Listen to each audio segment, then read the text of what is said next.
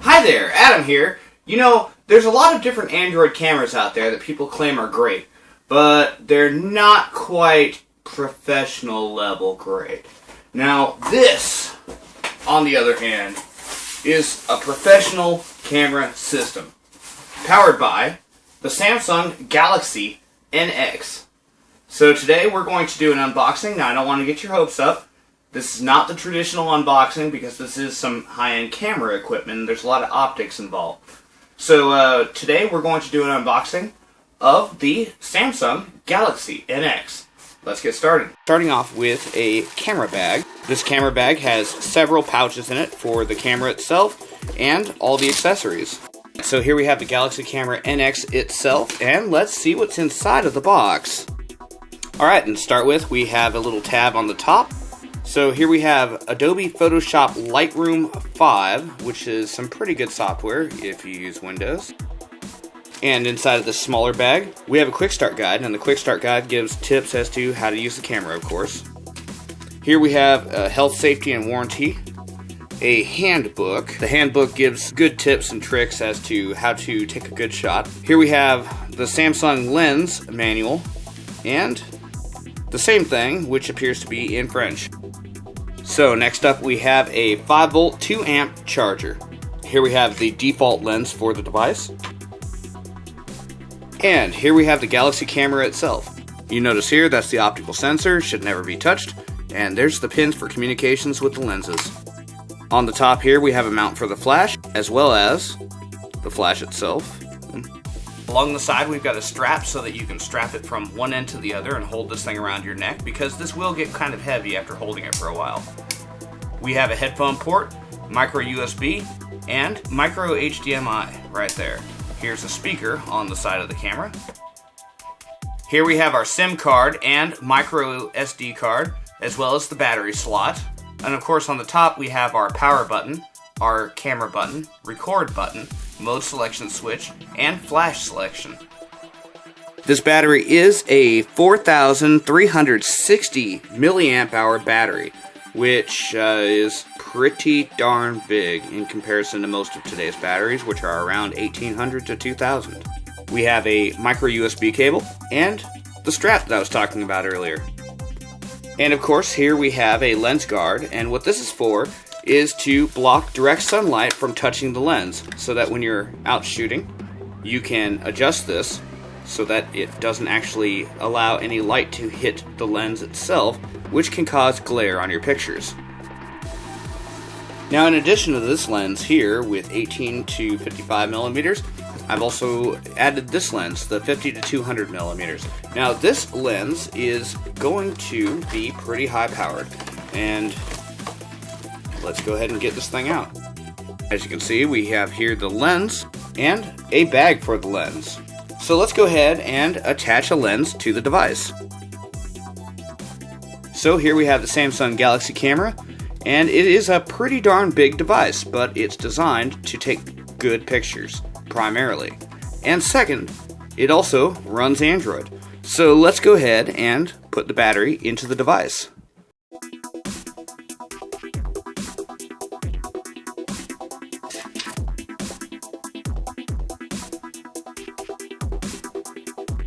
Let's go ahead and take a picture. And it's really neat because you can actually feel the shutter closing inside of this device. It gives a little shake to let you know that it's taking the picture. And as you can see, it's got some pretty darn good clarity to it.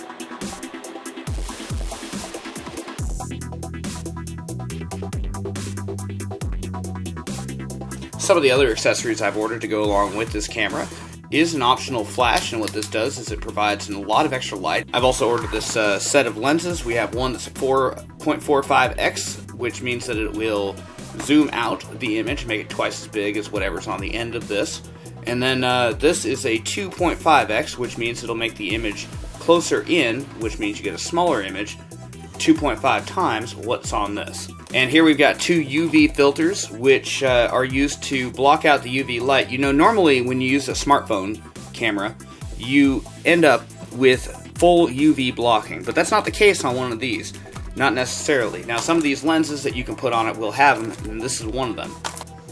Here we have a universal screen protector, which will go on here later on, and a 32GB Class 10 micro SD card. Now working with a camera in many ways is very similar to working with an Android device, in that you can customize the heck out of it and get exactly the results that you want. Now this being an Android device, we can also customize Android quite a bit as well. So let's go ahead and get started.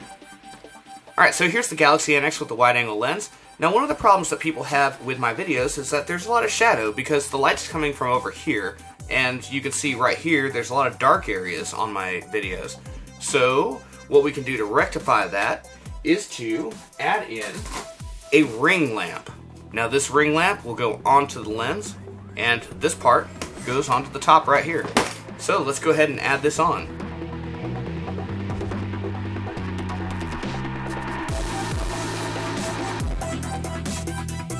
So this lens is pretty effective, and what it does is it eliminates shadows from all different directions. So everywhere around the recording, it's illuminated. So there will be no more of these shadows over here. But here's the problem. With the wide angle lens, the light ring around the outside here is actually a part of the field. So what I've done is I took the liberty of mounting this ring right here to the wide angle lens, which pushes it back quite a bit. So what we can do is this, and now we have a light ring with a wide angle camera.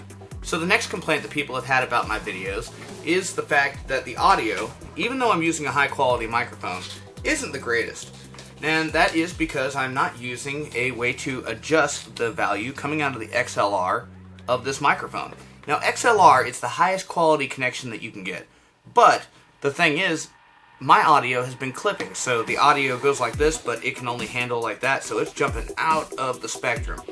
So the solution for that is the Tascam IXZ. Now this Tascam IXZ goes directly into the camera, and the XLR hooks up directly to the device. And using a USB on-the-go adapter, we can go ahead and power this directly from the camera.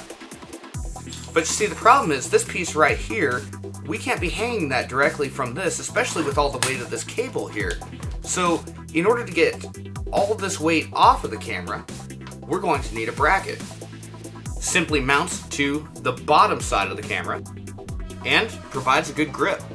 So now what we need to do is we need to mount this Tascam to the grip right here.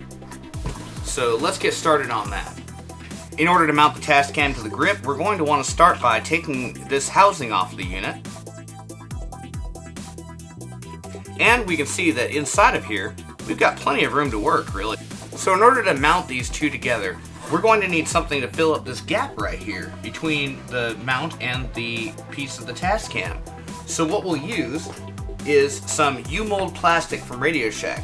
The way this stuff works, you get it really hot, it starts to melt down, and then it forms a piece of plastic in the shape that you like. Alright, so don't tell my wife I'm using her teacup here. But this U-mold plastic, as I was saying before, all you have to do is just heat it up, and you can mold it into whatever you like.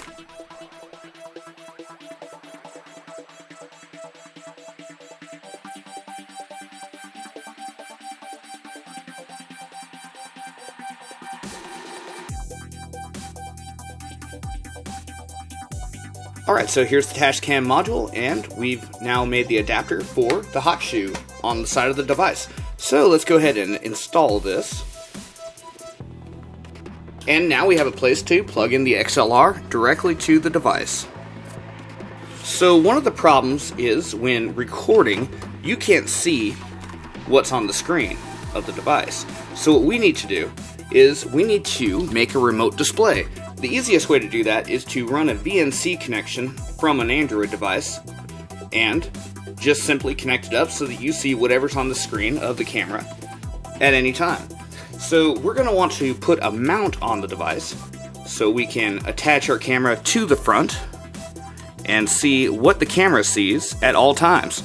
But now, in order to finish up this, to make it actually connect up, this device needs two things. It needs root and it needs a VNC app. So let's get started on that. Alright, so now what we're going to do is we're going to root this device by flashing TWRP recovery. And the way we get this thing into download mode is to hold the camera button and press the power on button at the same time. Now it'll ask you if you want to continue, so you hit the shutter key to continue, and now we're in download mode. So to flash the device, we're going to need to put the USB cable in, and then simply type sudo heimdall flash -- uppercase recovery and the name of the file that you download for this device from the TeamWin website.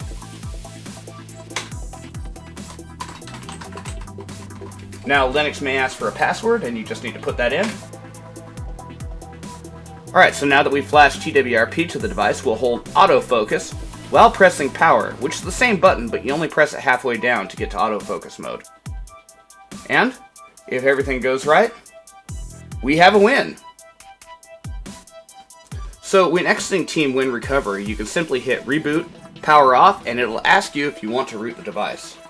There's a lot of options out there for VNC servers, and this one in particular is my favorite. I just always use it. There's no real reason for that. Now, the way this works is you hit the on button, and it'll ask for super user permissions, and once it's granted, then it'll tell you the IP address that you need to connect to down there, as well as the port.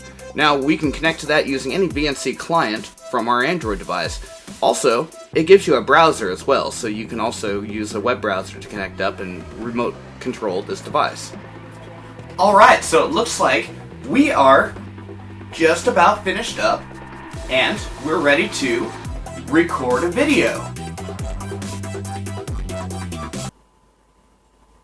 I said record a video. So that's all for this episode. Don't forget to subscribe to this YouTube channel and add me to your circles on Google+. Go to plus.adamoutler.com. Until next time, hack on.